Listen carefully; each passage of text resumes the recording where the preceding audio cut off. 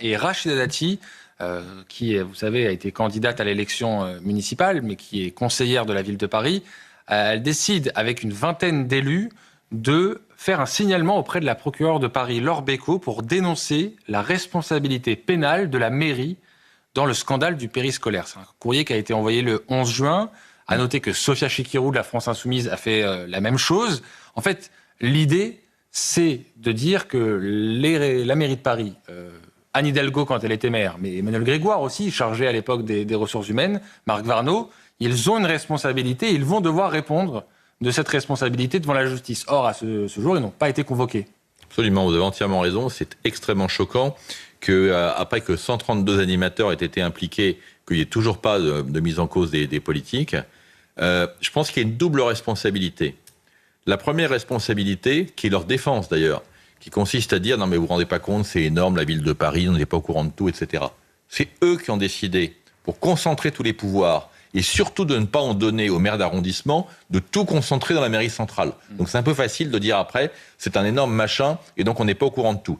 Et puis la deuxième chose, et on l'a déjà dit, mais je vais le répéter, c'est que c'est impossible qu'ils n'aient pas été alertés. On sait qu'ils ont été alertés en 2015 déjà, mais surtout, quand on connaît le fonctionnement des mairies que je connais, vous avez des heures de permanence des élus, vous avez des associations de parents d'élèves, vous avez des élus de la ville qui siègent dans les conseils d'administration des écoles, vous avez les RH qui sont en contact, vous avez 50 tunnels qui permettent d'être informés.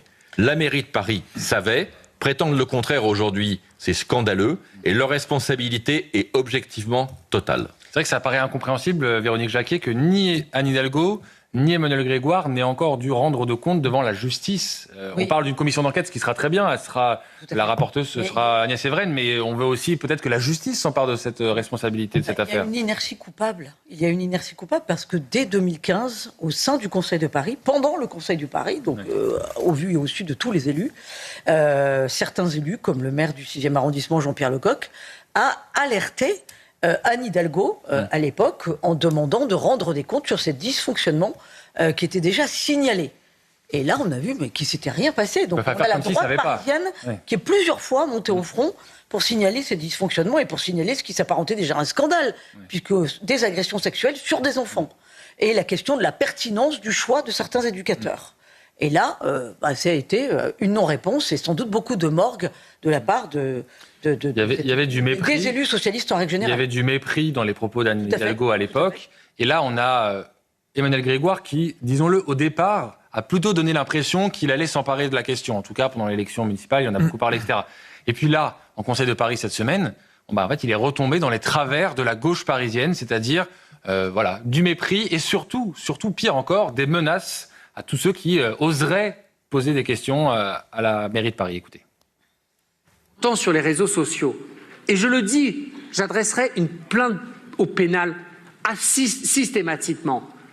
Qu'il est dit et sous-entendu qu'à la ville de Paris, il puisse être recruté des pédocriminels, que des affaires puissent être dissimulées, c'est factuellement faux. Et toute enquête administrative qui montrerait toute enquête administrative, et vous aurez l'occasion de creuser tous les dossiers comme je l'ai fait, et toute enquête administrative qui démontrerait un manquement dans la dénonciation d'un crime, il y aura une enquête pénale par saisine du procureur de la République. En fait, personne ne dit que la mairie de Paris a embauché à dessein des pédocriminels. La question qu'on se pose, c'est comment se fait-il que malgré les alertes, malgré les signalements, il ne se soit rien passé? C'est ça la question, Marc Varnaud. Oui, parce qu'en réalité, la mairie de Paris n'a absolument pas les moyens de vérifier que les gens qui recrutent sont des pédocriminels potentiels ou réels. La réalité, c'est que dans les casiers judiciaires, comme dans les informations légales que vous pouvez avoir sur les gens que vous recrutez, vous n'avez le droit absolument pas d'avoir ces informations-là. Donc de dire que la mairie de Paris n'a pas recruté, c'est faux ce qu'il dit. C'est faux. La mairie de Paris a recruté des gens qui sont aujourd'hui poursuivis pour certains pour viol sur enfants. Des viols sous enfants. Donc ils ont été recrutés par qui? Par le Saint-Esprit. Ils ont été recrutés par la mairie de Paris. Il faut assumer. Je crois qu'arrivé à un moment, il faut que les politiques assument. Monsieur Emmanuel Grégoire, il assume rien. La lâcheté, c'est pas une vertu en général qui est très porteuse politiquement. On est en direct avec Jean Sagnier, qui est avocat de l'association Innocence en danger, et je le remercie beaucoup. Merci Jean Sagnier d'être avec nous. Vous avez beaucoup pris la parole sur le sujet depuis des mois, et plus particulièrement depuis ces dernières semaines. Comment, de votre point de vue d'avocat, vous considérez le fait que ni Anne Hidalgo, ni Emmanuel Grégoire ne soient encore convoqués par la justice, alors qu'il y a des questions sur leur responsabilité dans cette affaire?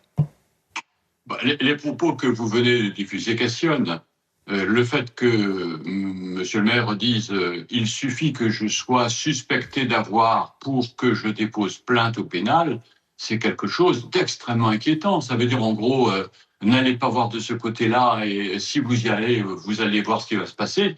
Apparemment, la meilleure des choses serait quand même de dire venez voir. Au contraire, enquêter, regarder, et je pourrais établir mon innocence. Lorsque on menace de représailles et des foudres de la loi pénale, si jamais on suspecte quelque chose, forcément que ça questionne dans un dossier dans lequel il y a des affaires qui sont de nature criminelle. Restez avec nous si vous voulez bien, Maître Jean Sagnier, parce qu'on va aborder un autre dossier du périscolaire. Cette fois, c'est dans la ville de Villeurbanne. En fait, la question qu'on se pose, c'est combien de villes sont concernées, et surtout, est-ce que les mêmes défaillances sont à l'œuvre partout? Évidemment. Ce qui, visiblement, est le cas, avec en plus, à chaque fois, des décisions de justice qui nous interrogent, et ce sera intéressant d'entendre particulièrement Maître Jean Sagnier là-dessus. 15 000. On est toujours avec Maître Jean Sagnier à distance avec nous, avocat de l'association Innocence en danger. Je vous ai entendu, Maître Sagnier, dire que la justice était morte.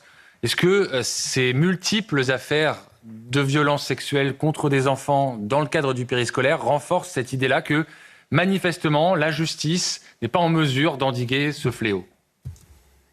Alors ça fait maintenant 40 ans. 40 ans que l'association Innocence en danger et sa présidente Oméra Sellier luttent pour essayer d'endiguer cette pédocriminalité.